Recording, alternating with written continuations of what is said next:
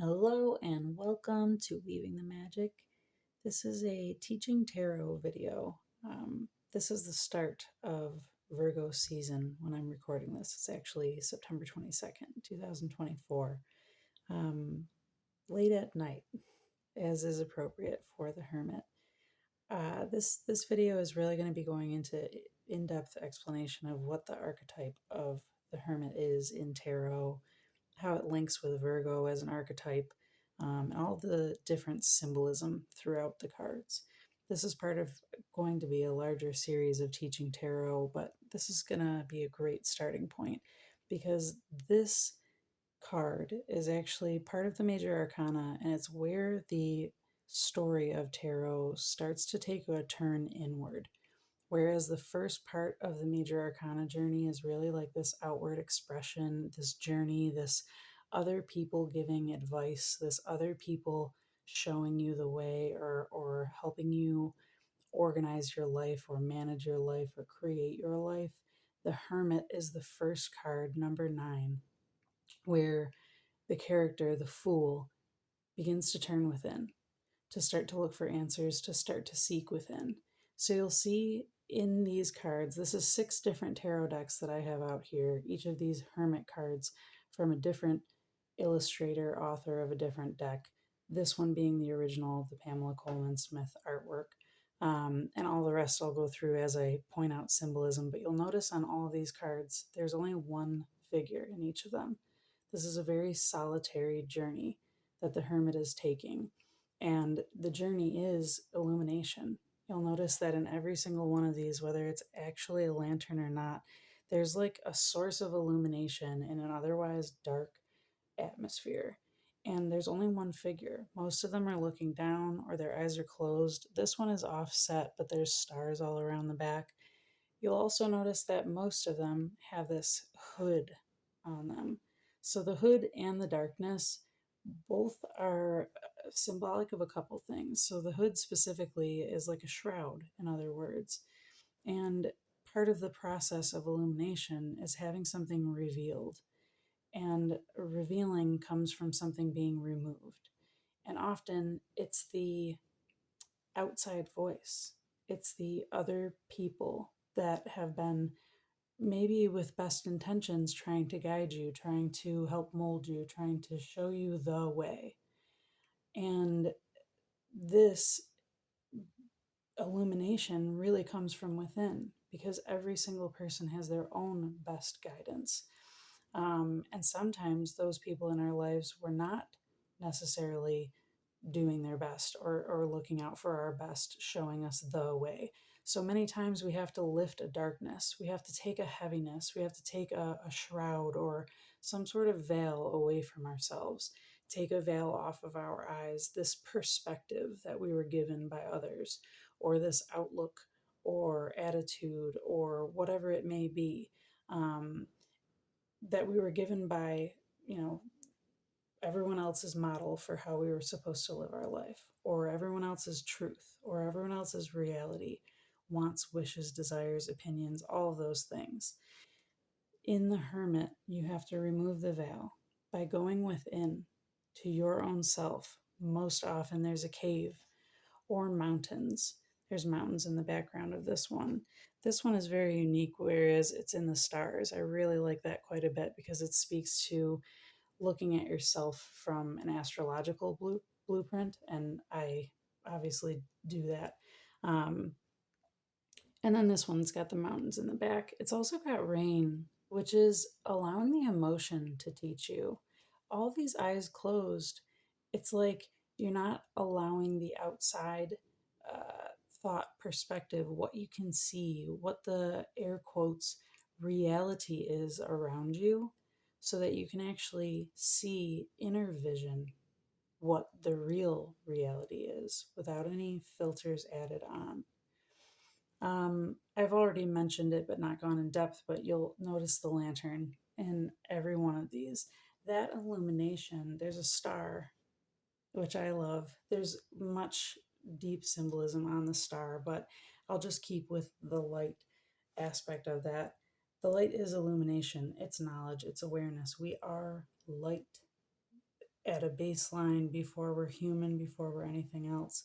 We are light. And in this card, I love that this same star that's in all these other ones is reflected up here. We are the cosmos. We are not different, separate. It's the same light that illuminates everything, that illuminates us. Um, Here, I also love that the lantern on the foot here, this reminds me of Pisces. And I'm going to mention Pisces because the Hermit represents Virgo, and opposite of Virgo in the zodiac is Pisces. Virgo is an earth sign. It's very analytical. It's very hands in, figure this out, get the right answer. Let's really get the details. Let's know everything there is to know so we can prepare, we can keep ourselves safe, we can keep ourselves nurtured. But it's a feeling of safety built on I can and will do for myself.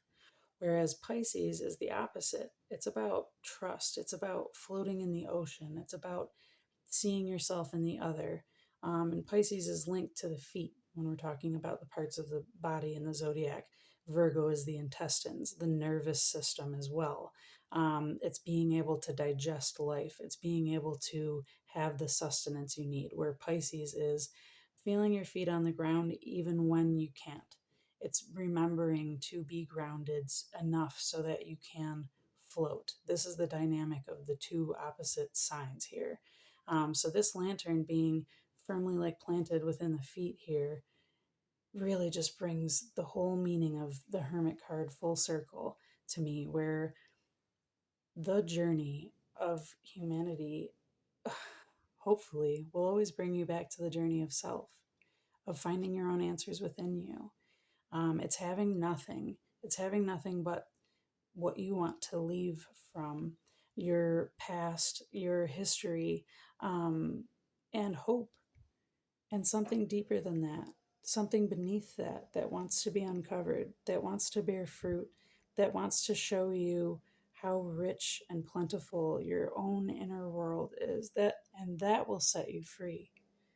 That's what makes the human journey worth it, is when you can be all alone by yourself like this and feel so complete, so nurtured, so absolutely cradled in the love that is the universe.